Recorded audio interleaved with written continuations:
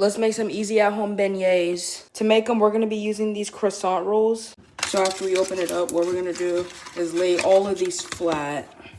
There we go. Oil in a pot. Turn on the heat. Drop them in one at a time so that they don't stick together. Using plastic, but flip them over.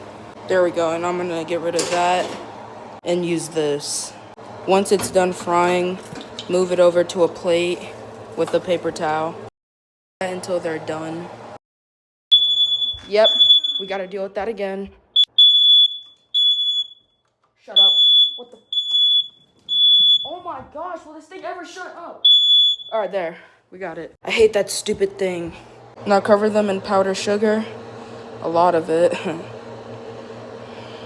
Ooh, I know they're not the best beignets, but whatever.